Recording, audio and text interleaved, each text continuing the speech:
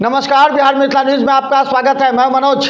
और लगातार सवेरे से जिस बात पर हम चर्चा कर रहे हैं वो काफ़ी गंभीर है। गंभीर मुद्दा इसलिए कि आज पटना में मुख्यमंत्री नीतीश कुमार को जातीय जनगणना के प्रारूप पेश करने के लिए उन्हें सम्मानित किया जा रहा है। वहीं भारतीय जनता पार्टी आरोप लगा रही है और दो मुद्दे पर चर्चा करेंगे। और सबसे पहले दूसरे मुद्दे पर चर्चा करेंगे वो दरभंगा एम्स को लेकर के, जो एम्स बनने से कितना फायदा होगा और कौन पार्टी लटका रही है, भटका रही है। सबसे पहले हम आपको परिचय करा दें, हमारे पार्टिसिपेंट हैं सोनी पूर्वे जी, भारतीय जनता पार्टी से। सोनी जी, आपका स्वागत है। Thank you sir. दूसरी तरफ बता दें, नगमा प्रवीण हमारे साथ है, वार्ड 14 की तेज तर्रार बोलने वाली नेत्री हैं, जो जदयू से संबंधित हैं। नगमा जी, आपका स्वागत है। Thank you so much sir. तो चलिए इसी मुद्दे पर चर्चा करेंगे। और सबसे पहले हम बता दें, देखिए आज सुबह से एक बात की चर्चा हो रही है कि एक तरफ नीतीश कुमार को सम्मान किया जा रहा है जातीय जनगणना पर, दूसरी तरफ विरोध हो रहा है। कहा जा रहा है बहुत से ऐसे जाति हैं जिस जाति को टुकड़े टुकड़े में बांट दिया गया, उन लोगों के जो प्रतिशत है वो भी कम बताया गया है। तो क्या ये फेक जातीय जनगणना है और इसका असर 2024 में क्या पड़ेगा? नगमा जी, एक सवाल है कि मुख्यमंत्री और नीतीश कुमार को सम्मान किया जा रहा है, आपको मालूम है कि आप में भी कितनी उपजातियां हैं? जितनी उपजातियों को दिया गया आपको मालूम है क्या, नगमा जी? जी, ये जाति जनगणना जितनी है मालूम है आपको? कौन कौन से जाति आपके? जी सर, जाति जनगणना के बारे में मालूम है। मुस्लिम में भी कितनी जाति उपजाति है आपको मालूम है? जी, जो दर्शाया गया, बताइए। जी, जाति के बारे में मालूम है। अभी जो नीतीश कुमार जी 2 अक्टूबर को जाति जनगणना को सामने रखे थे, सभी के सामने रखा था उन्होंने। हाँ, ये बहुत ही काबिल तारीफ है और जो इन्होंने किया है ये बहुत ही बहुत पहले कर लेना चाहिए था बिहार में जाति जनगणना। इससे क्या साबित होता है जाति जनगणना से कि बिहार के अंदर में कितने पिछड़े वर्ग हैं, कितने अनुसूचित जनजातियाँ हैं, कितने क्या कहते हैं गरीबी सीमा के नीचे वाले लोग हैं। तो कहते हैं ना कि देश के अंदर जिसकी जितनी हिस्सेदारी होगी उसको राजनीतिक में उसको उतना ही भागीदारी मिलेगी। अब जब तक हमें पता ही नहीं चलेगा कि हमारे समाज में कितने पिछड़े वर्ग हैं, कितनी पिछड़ी जातियाँ हैं, उनको फिर हम आरक्षण कैसे किस प्रकार देंगे, राजनीति में रह करके उनको शिक्षा कैसे प्रदान करेंगे। मतलब इन लोगों के लिए आरक्षण सबसे ज़्यादा इम्पोर्टेंट है, ये जातीय जनगणना से पता चला है। हमारे आप इससे सहमत है? जाति जनगणना सहमत है? जी जी, बिल्कुल सहमत हूँ, बिल्कुल सहमत हूँ। बिहार में हिंदू वर्ग को अगर मैं टोटल में लूँ, चाहे पिछड़ा हो या कोई भी वर्ग हो, अगर मैं हिंदू को लेकर कहती हूँ तो 82% पूरे जनगणना से पता चला है। और मुसलमानों की जो जनसंख्या बिहार के अंदर में वो 17% है। और अन्य मतलब और भी जातियाँ जैसे जैन, बौद्ध धर्म, इस तरह की चीज़ें हैं, या कुछ ऐसे वर्ग भी हैं जो किसी भी रिलीजन से उनका ताल्लुक नहीं होता है। और भारतीय बिहार भारतीय जनगणना में ये पता चला है कि जो ओबीसी कैटेगरी के लोग हैं वो सबसे ज़्यादा बिहार के अंदर में हैं और उनको सबसे ज़्यादा आरक्षण की ज़रूरत है। उनको हर राजनीति के हर एक आरक्षण का इस पर हम डिबेट करेंगे बाद में, इस पर हम बाद में डिबेट कर लेंगे। चलिए आप सोनी जी को एक मिनट बोलने का मौका दें। सोनी जी, विरोध तो हो नहीं रहा है, आज नीतीश जी का सम्मान हो रहा है उसी जाति जनगणना पर, कितने सहमत हैं जाति जनगणना को लेकर के जो प्रारूप किया है? कितने की आबादी छूटी है, कितने सहमत हैं, कितने लोग छूट गए हैं इसमें, कितने के घर में गए थे? आपकी वार्ड में पार्षद हैं, कितने घर में गए हैं, कितने घर में वंचित रह गए हैं गणना से? सोनी जी, बिल्कुल भी सहमत नहीं है सर, क्योंकि अभी तक का जो रिपोर्ट है वो सही तरीके से जनगणना हुई ही नहीं। यहाँ कुछ लोगों का हुआ है, बहुत सारे लोगों का छूटा हुआ है। आप देख लीजिए, मुस्लिम का 17% करा दिया गया है। इससे क्या कराया नहीं, जनगणना करा दिया गया तो नहीं, मतलब बिहार के अंदर में उनकी जनसंख्या उतनी। पहले बोलने दीजिए नगमा जी, पहले बोलने दीजिए एक मिनट, उसके बाद उनको बोलिएगा। आपके वार्ड में भी तो सोनी जी कितने घर में चिन्ह नहीं लगा, कितने घर में गणना नहीं हुई, तो आप रिपोर्ट बता दीजिएगा आपको। सोनी जी, बिल्कुल भी नहीं। 10 से 20% हमारे वार्ड में हुआ है, बाकी सारा छूटा हुआ है। नीतीश सरकार में इतना पावर है तो पूरा घर घर जाके जनगणना करवाया ना। ये तो टुकड़े में इसको बांट दिया गया है, ओबीसी को अलग कर दिया गया है, पासवान को अलग कर दिया गया है, कुशवाहा जी अलग, ये है कि उनका अलग कर दिया गया है, टुकड़ों में बांट दिया गया है। बिल्कुल हम सहमत नहीं हैं। चलो ठीक है। ये चलिए पहले राउंड की थी, पहले राउंड पर आपने विचार हमारे दोनों सोनी पूर्वी और नगमा जी का सुना। और अब हम बता दें, देखिए महिला भी कितना सजग है, जातीय जनगणना जैसे मुद्दे पर कितनी सजग है और कितने अच्छे अपने वक्तव्य को रख रही हैं।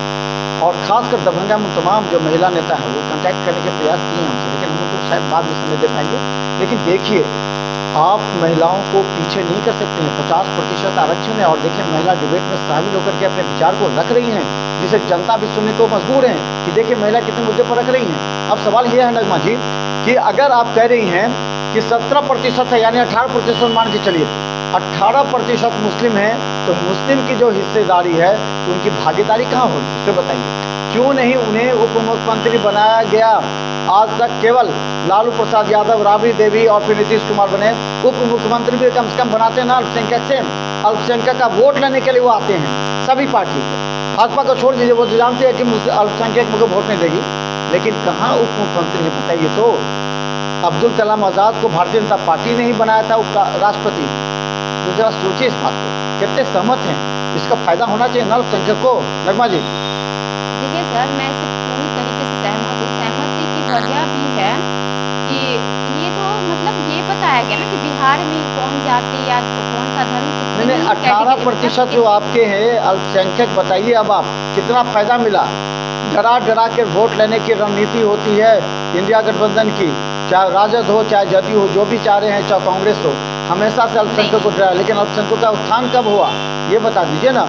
अब 33 साल से तो शासन है उनकी, तो मुख्यमंत्री क्यों नहीं अल्पसंख्यकों को बढ़ावा देते हैं? नहीं ले रहे हैं। जनता जो है, चाहे जनता कोई भी हो, किसी भी कैटेगरी से, किसी भी समुदाय से, जनता इतनी बेवकूफ़ नहीं है कि किसी भी राजनीतिक दल के डराने धमकाने से वो अपना वोट किसी को भी दे देंगे। वो बिल्कुल अच्छे तरीके से समझती है। सोनी जी पूछे इनसे कि क्यों नहीं उप मुख्यमंत्री का घोषणा करते हैं। बता दें, मुस्लिम संप्रदाय से एक अब्दुल वारिस सिद्दीकी का एक बार नाम आया था, फिर पीछे हट गए। तेज प्रताप यादव और सबको बना सकते हैं, लेकिन जैसे कि मुस्लिम संप्रदाय का उप मुख्यमंत्री होना चाहिए ना, अगर मुख्यमंत्री किसी और का है तो बताइए, पूछिए। मनोज जी, नगमा जी का ही कहना है कि जिसकी जितनी भागीदारी उसकी उतनी हिस्सेदारी। तो कहिए नीतीश सरकार को अभी इस्तीफा दे दे। ऐसे देखिए, इस्तीफा देने वाली बात सुनिए, पहले मेरी बात सुन लीजिए। हिस्सेदारी का मतलब देखिए, यहाँ पे भारतीय जनगणना की मतलब बिहार जनगणना की बात देखिए, सुनिए एक बात पहले सुनिए। जनगणना के आधार पर ही जिनको सबसे ज़्यादा आरक्षण की ज़रूरत है, शिक्षा की ज़रूरत है, चिकित्सा की ज़रूरत है, वो उनके विकास के लिए, जो पिछड़े हुए हैं उनको समाज में एक समान अधिकार के लिए ही जातीय जनगणना किया गया। ये जातीय जनगणना राजनीतिक के लिए नहीं किया गया, सुनिए जी नहीं, जातीय जनगणना राजनीति करने के लिए नहीं किया गया है, बल्कि जातीय जनगणना समाज में हर एक तबके के लोगों को बराबरी का अधिकार देने के लिए दिया गया है।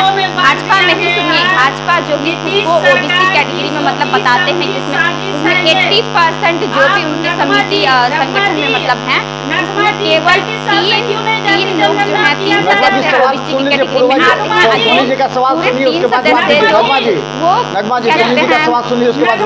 नीतीश सरकार इतने दिन से कहाँ थे? अभी तक ये 24 का चुनाव आने वाला है, तब जाके जाति जनगणना, ये सरासर राजनीति। सुनिए ना, देर आते हैं दुरुस्त आते हैं। आइए सुनिए, ये जातीय जनगणना की जो बात कह रहे हैं, जो वोट आ रहा है सब करवा रहे हैं, ऐसा कुछ भी नहीं हुआ था। 2015 में लालू जी के यादव उन्होंने एक ट्वीट करके कहा था, जब मोदी सरकार लालू यादव को मतलब उनकी बेइज्जती कर रहे थे, उनको बुरा भला कह रहे थे कि बिहार में जाति जनगणना करवा करके लोगों को बांटने की कोशिश कर रहे हैं, जबकि सरासर उन्होंने लालू यादव ने ट्वीट करके कहा था कि हम बिहार में जाके जनगणना करवा के रहेंगे इस आधार पे, ताकि हर एक वर्ग, चाहे वो मुसलमान हो या हिंदू में हो या किसी भी जाति ऊंच नीच को लेकर के जो भी भेदभाव रहता आ रहा है हमारे समाज के अंदर, उसको खत्म करने, उसको बराबर और समतल स्थान पर लाने की कोशिश किए जा रहे हैं। उस टाइम मोदी जी जो थे वो यूके के दौरे पे थे और वहाँ जाकर के लालू यादव की उन्होंने मतलब तौहीन की। और आज इस चीज को साबित कर दिया कि समाज में आरक्षण हर एक तबके के लोगों के लिए बहुत ज्यादा जरूरी होता है, महिलाओं के लिए जरूरी होता है। समझ गए ना? आखिर अल्पसंख्यकों को कब मिलेगी हिस्सेदारी? क्यों नहीं उप मुख्यमंत्री की घोषणा कर देते हैं, जब 18% क्लियर हो गया है अल्पसंख्यक सबसे ज्यादा? पावर है तो कहिए घोषणा कर दे, मुस्लिम को सीट दे ना। धीरे धीरे हर एक चीज होगा। अल्पसंख्यकों के बारे में भी जेडीयू बहुत बहुत कांग्रेस अच्छे से सरकार है सोचती जहाँ है, जो वहाँ धंधा करने को इंडियन कहिए ना। गठबंधन जो नगमा जी, हुआ है वो हर एक तबकों को अभी लेकर के जहाँ सोचती है। कांग्रेस ये सरकार है, हिंदू वहाँ मुस्लिम या जनगणना ऊंची करके नीची दिखाने जाति को को लेकर के कहिए ना। राजनीति नहीं कर रहे। उनका राजनीति का उनका मकसद है केवल और केवल विकास की तरफ। अब वो एक न एक दिन क्या विकास, ये क्या भी विकास पहलू होगा? आएगा। धीरे धीरे हर एक हेलो, काम आगे नगमा बढ़ता जी। जाता है। जब जाति जनगणना से पता चला है तो इंशाल्लाह नगमा आगे भी जी, जाकर के विकास कुछ क्या बेहतर किया? ही नीतीश कुमार जी नीतीश अपनी सरकार सरकार के बताइए तो अंदर में जरा। रहते हुए काम करेंगे। नगमा जी, इस चीज की क्या विकास किया नीतीश सरकार, आप बताइए तो सही। बता दीजिए नगमा जी, बताइए क्या विकास हुआ, क्या बता दीजिए। विकास किए हैं? क्या विकास के आपको पता नहीं है? नीतीश कुमार जी आते ही सत्ता में बच्चियों के लिए साइकिल प्रोवाइड किया जो स्कूल जाने के लिए। उन्होंने बालिकाओं के लिए, 50% महिला को आरक्षण दे दिया। उन्होंने जाति जनगणना के द्वारा सभी तबके सभी वर्ग जो ऊंची नीची जाति जो आप लोगों के घर में ज्यादा होता है, ऊंची नीच के जो तबके के बारे में बात होता है, जो ब्राह्मण क्षत्रिय इस तरह के जो लोग अपनी सीटों को ले आते हैं, तो उनके आरक्षण उनकी सहमति उनको राजनीति में अच्छी तरीके से भागीदारी देने के लिए उन्होंने जाति जनगणना की है। वो राजनीति के लिए अपने हित के लिए नहीं बल्कि लोगों के समाज के हित के लिए किया गया है, जिससे पता चले कि असल में आरक्षण का या राजनीति मुद्दों को लेकर के राजनीति में किन लोगों की भागीदारी सबसे ज्यादा होनी चाहिए। हर एक तबकों को लेकर के कहा गया। ये हिंदू मुसलमान नहीं करती है, ये हर मुसलमानों के लिए भी है। सोनी जी से एक सवाल पूछ रहे हैं, सोनी जी से एक सवाल पूछ रहे हैं। सोनी जी, यही नीतीश जी आज अगर छोड़ करके राजद को छोड़ करके आपके पास आ जाए तो फिर आपका विरोध तो खत्म हो जाएगा। फिर वही नीतीश जी एकदम जो वॉशिंग मशीन में धुले हुए पूरा साफ सुथरा होकर निकलेंगे और उनको कहेंगे, गले लगाएंगे और कहेंगे नहीं नीतीश जी सबसे अच्छे हैं और नीतीश जी की जाति जनगणना रिपोर्ट सही है। ये क्या है? ये जनता को भ्रमित करने के लिए क्या? विरोध है तो विरोध है, साथ है तो साथ है। अगर आ जाए अभी बीजेपी में तो क्या कीजिएगा? भाजपा को इस बात का डर है कि जातीय जनगणना से जो भाजपा जो राजनीति करती है, लोगों को दबाने की कोशिश करती है, पिछले वर्गों को पीछे रखने की कोशिश करती है, वो इस जातीय जनगणना से जो भाजपा है, भाजपा के नेता है मोदी जी जो वो डरे हुए हैं 2024 के चुनाव में, क्योंकि उनको राजनीति करने का मुसलमान और सांप्रदायिक मुद्दों को लेकर के ही उनको पता है कि हम सत्ता में बने रह सकते हैं। सोनी जी को जवाब देने दीजिए। नगमा जी, नीतीश जी आज आ जाए मोदी सरकार भाजपा डरी हुई है जातीय जनगणना से, बिहार की जातीय जनगणना से वो डरी हुई है, क्योंकि उनको केवल सांप्रदायिक मुद्दों को लेकर के बात करनी आती है। उनको पता है कि अगर सत्ता में रहना है तो सांप्रदायिक विवादें पैदा करते हैं, हिंदू मुसलमान करते रहें ताकि लोग जो है वो आपस में झूलते रहे, मरते करते रहे। अच्छा नगमा जी, 48 में देश हमारा आजाद हुआ था और पहली बार 47 में आजाद हुआ था मैम, 1947 में। हाँ, 47 में आजाद हुआ था और 48 में पहला स्वतंत्रता दिवस आपका ये मुसलमान चीफ एंड गेस्ट बन के झंडा तोलन किए थे। तो कहाँ पे ये मुस्लिम और हिंदू कौन कर रहा है बताइए? देखिए मुस्लिम हिंदू करने की बात जो सुनिए ना, बाबू कह रही है ना 48 में जो इस तरह की चीजें हुई थी, सुनिए उस टाइम जो है ना अंग्रेज जब रह रहे थे ना, तो जब वो भारत छोड़े थे उनको अच्छे से पता था कि यहाँ भारत जो है विभिन्नताओं वाला एक मुल्क है, विभिन्नताओं वाला मुल्क है, विभिन्न जातियों धर्मों को मानने वाला लोग वो भारत के अंदर फूट डाल करके गए थे। लोगों के अंदर उस समय उतनी समझ नहीं थी कि हमें एक दूसरे के साथ भाईचारे के साथ रहना, इस प्रकार की चीजें को लेकर के हुई थी। लेकिन कोई भी मुसलमान ये नहीं कहता कि हमें भारत से प्यार नहीं है, भारत से लगाव नहीं, सभी एक दूसरे से मिलजुल करके रहते हैं। केवल भाजपा का ही मापदंड होता है कि हम हिंदू मुसलमान करके सांप्रदायिक बातें कर करके सत्ता में बने रहे। देखिए दोनों आदमी की जनता वार्ड 14 की एक जनता नगमा जी को देख रही है, सुन रही है, वहीं वार्ड 11 की जनता सोनी जी को सुन रही है। अब सवाल ये है जाति जनगणना से किसे फायदा होगा? 2024 में क्या ये कहा जाएगा कि ये चुनाव को लेकर के है? मत ध्यान दीजिए, हिंदू एक हो जाएगा, मुस्लिम एक हो जाएगा। दूसरी तरफ हिंदू को जो अलग अलग उपजाति में बांटा गया है, इसका क्या नुकसान होगा या क्या फायदा होगा, ये हम जानना चाह रहे हैं। सोनी जी बताइए कि क्या फायदा और नुकसान होगा इस बार अगर मान लीजिए वोटिंग प्रतिशत को देखेंगे तो जनगणना से? सोनी जी बोलेंगे, उसके बाद नगमा जी बोलेंगे। बोलिए सोनी जी। देखिए मनोज जी, ये सरासर सीधा दिख रहा है कि नीतीश सरकार अपने फायदे के लिए ये जाति जनगणना कराए हैं और उसको टुकड़ों में हर जाति को बांट दिया गया है। इस वजह से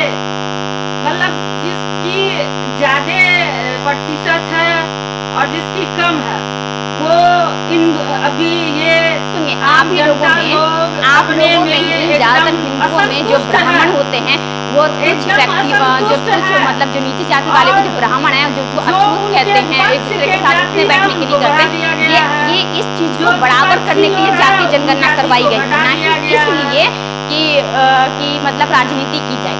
आप लोगों में जो ब्राह्मण होते हैं, जो क्षत्रिय होते हैं, वो नीचे जाति वालों के, आप लोगों के अंदर में, आप लोगों की धर्मों के अंदर में, कम्युनिटी में सुनिए ना, जो उनको दबाने की और ज्यादा कोशिश करते हैं, उनको उभरने नहीं देना चाहते हैं। इसीलिए भारत में नीतीश कुमार जी ने जातीय जनगणना करवा करके दोनों को एक साथ बराबर का अधिकार देने के लिए किया गया है कि जो केवल आगे है वो ही आगे ना रहे, बल्कि पीछे वालों को भी आगे आने का मौका दिया जाए। इसलिए उन्होंने जातीय जनगणना करवाई। यही तो सवाल पूछ रहे हैं ना, लोग पूछ रहे हैं, अब नीतीश सरकार से पूछ रहे हैं कि आखिर उप मुख्यमंत्री क्यों नहीं अल्पसंख्यक का हो, 18% अगर है तो क्यों नहीं होना चाहिए, ये पूछ रहे हैं। इंशाअल्लाह देखिए ना, भविष्य में इंशाअल्लाह आगे फ्यूचर में हो सकता है, क्यों नहीं हो सकता। नीतीश कुमार जी ने ये तो नहीं कहा कि हम कभी बढ़ने नहीं देंगे। मैं आपको एक प्रतिशत के हिसाब से बता रही हूँ कि बिहार के अंदर में कितनी जनसंख्या किस की है, चाहे मुस्लिम कितने हैं, हिंदू मुसलमान कितने हैं, सिख कितने, ईसाई कितने, इंशाल्लाह कभी ना कभी वो भी चीज़ आगे आती जाएगी, डिस्ट्रीब्यूट किया जाएगा, तो रखा जाएगा। इसी से जुड़ा हुआ सवाल है, देखिए मुस्लिम में भी कई जातियां, नट को दिखाया गया है, कई ऐसी जातियां जिसका हम भी नहीं जानते, आप भी शायद नहीं जानते हैं, बहुत मुस्लिम संप्रदाय के लोग नहीं जानते, तो जो उसमें भी पिछड़ी हैं उनको बढ़ावा देना चाहिए। अगर मान लीजिए जनसंख्या कम है, लेकिन कॉमन बात है, जनता कॉमन बात, जाति जो है एकदम ना के बराबर होती, जाति होती ही नहीं। आपको मैं बता दूं मुस्लिम कम्युनिटी, तो फिर ये जनगणना क्यों दिखाई गई, ये जनगणना क्यों दिखाई गई, ये बताइए। सुनिए ना, लोगों को पता ही नहीं है कि मुसलमान जो होते हैं वो केवल दो गुट में बटा हुआ है, एक शिया और दूसरा सुन्नी में बटा हुआ है। मुसलमान के अंदर देखिए मेरे पास नीची जाति वाली चीजों को लेकर कुछ भी नहीं है, एक अलग धारणा लोगों के काम के आधार पर बांट दिया गया है, वो अलग बात है। बताया गया कि मुस्लिम के 8-9 तो ऐसे दिखाई दे रहे हैं और बाकी के बाकी ये 8-9 उपजाति दिखाई जा रहे हैं। आपको भी शायद नहीं मालूम होगा, वो मैं आपको बता दूं अगर, तो देखिए कई ऐसे जाति हैं जो मुस्लिम में भी बांटे गए हैं और शायद आपको नहीं होगा। देखिए इसमें कागजी है, कानू है, कादर है, ये सब बताइए, जो कसाब है, करनाई है, और आपको बता दें कई ऐसी जातियाँ जिसको शायद आप भी नहीं जानते, ये क्यों बताया गया है ये बता दीजिए, ये बता दीजिए। दुनिया है, ये बताइए। धोबी, मुस्लिम में भी धोबी होता है, आप जानते हैं? नगमा जी और सोनी जी बताइए, मुस्लिम में भी धोबी है, ये धोबी करके क्या नट है, ये बताइए। बहुत है, नालबंद है, इस तरह की उपजाति तो मुस्लिम में भी पहले नहीं जानते थे, अब तो उसमें भी विवाद होगा कि हमारी जाति कम है उपजाति में। तो ये क्या अच्छा है चुनाव को लेकर के या देश को लेकर के? नगमा जी बताइए। देखिए, लोगों को अपनी जो मानसिकता है उसको सकारात्मक रखते हुए सरकार की लाई हुई चीज़ों को समझना होगा। जब तक हम अपने ज़हन में अच्छी बातों को नहीं रखेंगे तब तक हमें हर अच्छी चीज़ खराब नजर आएगी।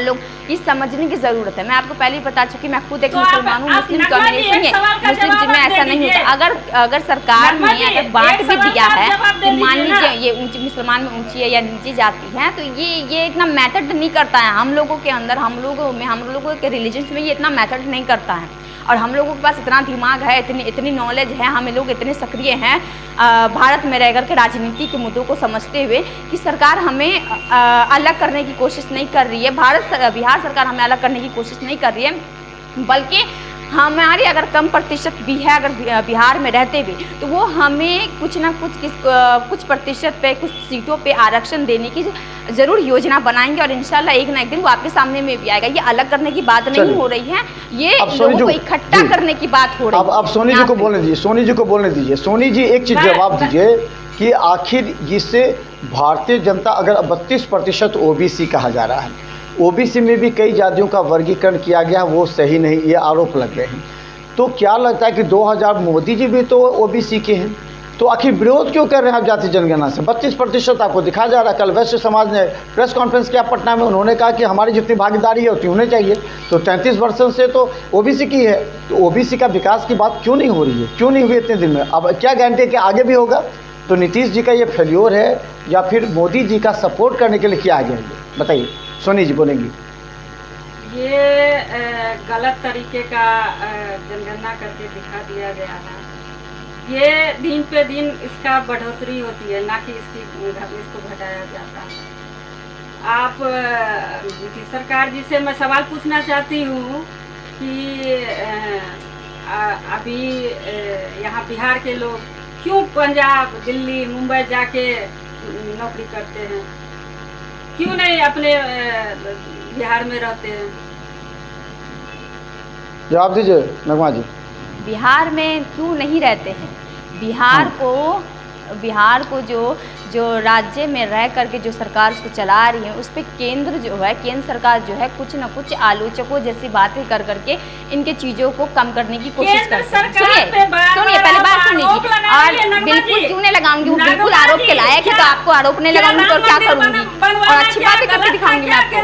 सुनिए, और जो बिहार के लोग जो बाहर में जाकर के नौकरियां कर रहे हैं किसी भी कारण से, लेकिन अब मैं आपको बता दूं कि बिहार दिन प्रतिदिन विकास की तरफ बढ़ता जा रहा है। शॉपिंग मॉल खुलते जा रहे हैं, होटल्स खुलते जा रहे हैं, अब एम्स भी इंशाल्लाह कुछ टाइम बाद खुलता जाएगा। तो आप क्या कह रहे हैं कि बिहार के लोग बाहर जा रहे हैं? अब तो दिल्ली मुंबई के लोग बिहार आकर के रहने लग जाएंगे, यहाँ नौकरी करने लग जाएंगे, यहाँ दुकानदारी करके रहने लग जाएंगे, मॉल, शॉपिंग मॉल, दवाई खाने खोल के रह जाएंगे। जो मतलब पिछड़ी हुई जो मोहल्ले थे, जो गलियां, जो वार्ड थी, वो भी विकसित होती जा रही है। जगह जगह दुकानें खुलते जा रहे हैं, बड़े बड़े शोरूम खुलते जा रहे हैं। आप दरभंगा में घूमते, आपको दरभंगा में बड़े बड़े शोरूम नहीं दिखते? कौन से लोग बाहर जा रहे हैं? अब तो बाहर के लोग भी यहाँ आएंगे। और नीतीश कुमार जी ने तो ये एक और चीज़ें कर दी हैं, जो टीचर्स को लेकर के जो परीक्षाएं होती थी उसमें भी राज्य को महत्व बना दे करके पूरे स्टेट का कर दिया है। अब तो बाहर के लोग भी आकर के यहाँ आकर के अपना एग्ज़ाम देंगे और कंपटीशन को और टफ कर करके अपनी जो योग्यताओं को और अच्छी तरीके से लोगों के सामने रख सकते हैं, और ताकि हमारा जो देश और आगे बढ़ सके। अब एक अंतिम सवाल का जवाब, अब तो बाहर के लोग बिहार में रहने जाएंगे, बिहार में सेटल हो रहे हैं। आप क्या बात करती हैं नगमा जी? और नगमा जी, सोनी जी, थोड़ा सा अंतिम सवाल जिसे जनता पूरा देख रही है। सोनी जी भी बैठ गई थी आमरण अनशन पर दरभंगा एम्स को लेकर के। आरोप लग रहा है कि इसको जनता कर रही है कि इसको अटकाया भटकाया जा रहा है। कभी जदयू को पर लगे रहे आरोप, तो कभी भाजपा पर लग रहे हैं। भाजपा सीधा धरना प्रदर्शन कर रही है, उससे एक दिन पहले महागठबंधन प्रदर्शन कर रही है। जनता को बताइए सबसे पहले सोनी जी, इनका कहना है एनओसी आप ला के दीजिए केंद्र से। इनका कहना, नगमा जी का कहना है एनओसी केंद्र से ला के दीजिए, दूसरे दिन मिट्टी गिरना शुरू हो जाएगा। संजय जावी ने कहा, तो आप क्यों नहीं एनओसी ला के देते हैं सोनी जी दरभंगा एम्स को लेकर? एनओसी बिहार सरकार एनओसी दे। आज अगर एनओसी देखिए, बिहार सरकार एनओसी कैसे देगी? केंद्र सरकार एनओसी देती है, कोई जगह को प्रोवाइड करता है, फिर वहाँ पे जाकर के राज्य सरकार करने के लिए आगे बढ़ती है। एनओसी तो पहले केंद्र सरकार से न बाहर आती है। एनओसी कितनी बार नीतीश कुमार जी ने और तेजस्वी यादव ने लेटर लिख करके केंद्र सरकार को भेजा कि एनओसी दीजिए ताकि हम अपना काम कर सके। एम्स को लेकर के तो बहुत बात हुई है, और मोदी जी जो है कई भाषणों में कहा है कि दरभंगा में एम्स खोल दिया, उसके बाद बोलेगा नगमा जी, उनको बोलने दीजिए। यहाँ सोशल मीडिया वाले में नगमा जी उनको बोलने दीजिए पहले, नगमा जी उनको बोलने दीजिए पहले, नगमा जी उनको बोलने उसके बाद आप बोलिएगा। नगमा जी पहले सोनी जी को बोले, उसके बाद आप जवाब दीजिएगा। हाँ नगमा जी बोलिए, क्या तर्क है? सोनी जी बोलिए। हाँ उसके बाद नगमा जी। आज बिहार सरकार मिट्टी गिरा दे, कल से एम्स का निर्माण शुरू हो जाएगा। बिहार सरकार क्यों नहीं मिट्टी गिरवा रही है? एनओसी कौन देगा? आपको दिमाग नहीं है? एनओसी कौन देगा? एनओसी केंद्र सरकार कौन देता है? सरकार देती है ना, केंद्र सरकार देती है, राज्य सरकार को परमिशन देती है, प्रोवाइड करवाती है, पैसे देती है। बिहार सरकार मिट्टी, उसके बाद बिहार से आप कहिए कि भाजपा एनओसी देने को तैयार नहीं है, तो कांग्रेस सरकार का हाथ को बांध रखा है जंजीरों में, जो आए थे राज्य सरकार को कुछ करने देती है। गृह स्वास्थ्य मंत्री आए थे, सुनिए ना, केंद्र के जो आए थे स्वास्थ्य राज्य मंत्री, उनका कहना था ये तो वाटर स्पॉट का जगह है, यहाँ तो आप वाटर स्पॉट बना लीजिए, यहाँ स्विमिंग पूल बना लीजिए, ये तो एम्स के लिए जगह ही नहीं है। देख के बोले यहाँ बन ही सकता, दूसरा जगह दीजिए। अब फिर आपके राजद कह रहे हैं कि नहीं एक और जगह का ढूंढ रहे हैं, तो ये तो भ्रमित करना हुआ ना नगमा जी। क्यों जनता को भ्रमित कर? जल्दी एम्स बने और जगह एक साथ जो अप्रूवल हो, वहाँ पढ़ाई शुरू हो गई है। दरभंगा पिछड़ गया है नेताओं की वजह से। नगमा जी डीएमसीएच में करोड़ों का मिट्टी क्यों भराया गया? हाँ, फिर उसको क्यों वहाँ से दूसरे जगह ट्रांसफर किया गया? ये जवाब देना नीतीश सरकार। क्यों करोड़ों का मिट्टी वहाँ गिरवा के कार्य शुरू नहीं हुआ? क्या कारण था? किससे मिली भगत थी? इसका जवाब देना नगमा जी, दीजिए जवाब। एम्स में मिट्टी भरवाया क्या? हाँ, DMCH परिसर में कर्पूरी चौक पर सबसे पहले भाजपा वालों ने शिलान्यास किया, मिट्टी गिरा, भरा गया, कई मकान तोड़ दिए गए। यहाँ क्या मालूम होगा, एम्स के डायरेक्टर भी एक साल से यहाँ नियुक्त हैं, उनका पैसा दे रहा था, बाद में वो चले गए वापस। तो ये तो बिहार सरकार जो है उसकी अभी है कि उसको पूरी तरह काम करना चाहिए। 18 तारीख को आने वाली है केंद्र से टीम, और वो राष्ट्रपति के एक सचिव आ रहे हैं, वो बात करेंगे बिहार सरकार से और तब तक नहीं होगा। लेकिन जनता भ्रमित कर रही है, कभी कर रही है भाजपा कर रही है, कुछ लोग कह रहे हैं कि राजद कर रहे हैं, कुछ लोग कर रहे हैं जदयू। तो ये जनता को भ्रमित क्यों किया जा रहा है नगमा जी, और इसका किस तरह स्पष्टीकरण होगा, सो बता दीजिए नगमा जी। जनता को चाहे, देखिए मैं क्या दूँ, अगर मैं कोई भी बात करूँगी तो जनता के हित के लिए बात करूँगी, चाहे कोई भी पार्टी क्यों ना कर रही है। पार्टी एक दूसरे के ऊपर आरोप लगाती है, चाहे एम्स को लेकर के या कोई भी क्या कहते हैं चिकित्सा सुविधाओं को लेकर के। तो अगर JDU कर रही है या RJD कर रही है या कांग्रेस कर रही है या इंडियन गठबंधन कर रही है या BJP कर रही है, तो जो भी कर रही है ये जो मतलब है खाली आपस में उलझे हुए एक दूसरे को नीचे गिराने के लिए अगर कर रही है तो ऐसा, जो कि बिल्कुल गलत है। बल्कि एक दूसरे पार्टी को नीचे गिराने के बजाय जनता के उखाड़ और विकास के ऊपर बात करनी चाहिए और काम करना चाहिए। अगर राज्य सरकार में अगर कमी है, अगर वो काम नहीं कर पा रही, तो केंद्र सरकार उस पर दबाव डाले और करवाए। अगर केंद्र सरकार नहीं करे तो राज्य सरकार का ये हक बनता है, ये कानून बनता है, ये उनको अधिकार दिया गया कि वो केंद्र सरकार पर दबाव डाले और अपने मुद्दों को, अपनी चीज़ों को जो जनता की सहूलियत के लिए होनी चाहिए उसको जल्द से जल्द प्रोवाइड करे, ताकि जनता को भी लगे कि हमारे लिए कौन सी सरकार बेहतर है और हम किस सरकार को चुन सकते हैं जो कि आगे चल के हमें और फायदे दे सकते हैं। चलिए सोनी जी, अंतिम जवाब दे दीजिए, आप जनता को बता दीजिए कब होगा दरभंगा एम्स, कब प्रारंभ होगा, क्या NOC ला करके देंगे आप बिहार सरकार को ताकि वहाँ काम हो? सोनी जी। मनोज जी, जैसा कि हम पहले भी बता चुके हैं आपको, आज मिट्टी गिरा के नीतीश बिहार सरकार दे दे, तो तो करेगा मिट्टी बेकार हो जाएगा ना, मिट्टी गिराना बेकार हो जाएगा, NOC मिलेगा नहीं, मिट्टी गिरा करके बेकार कर देंगे, करोड़ रुपया बर्बाद हो जाएगा। NOC पहले ला के दीजिए, सो करिए। ये सब उनकी सोची समझी साजिश है, उन लोगों को बरगलाने का कार्य कर रहे हैं। जब तक सोची समझी क्या साजिश होगी, आपको विकास करवाना है, कल से राज्य सरकार को विकास करके दिखाना है। जब तक ये दोनों बातें एक होकर के काम नहीं करेगी, तब तक बिहार के जनता को जो है विकास की तरफ उसको ले नहीं जाया जा सकता है। तो ये दोनों जो चीज़ें, मतलब मैं कह सकती हूँ कि दोनों में के अंदर खामियां हैं। भाजपा में बहुत ज़्यादा है, JDU में अगर थोड़े बहुत है भी तो वो इंशाल्लाह मतलब धीरे धीरे ख़त्म भी हो जाएंगे। और रही बात दरभंगा में एम्स या बिहार में एम्स की, तो इंशाल्लाह बहुत जल्द उसकी भी नींव राज्य सरकार जो है ज़रूर डालेगी, क्योंकि राज्य सरकार जो बिहार की जो सरकार है नीतीश कुमार जी, वो केवल बोलने के लिए नहीं काम करने के लिए भी जाने जाते हैं। सोनी जी जवाब दीजिए, क्या काम, हमें तो कोई वो तो करेंगे। नीतीश जी अच्छा काम कर रहे हैं और करते तुरंत उनका शिलान्यास होगा, कुछ दिन की इंतजार कीजिए आप।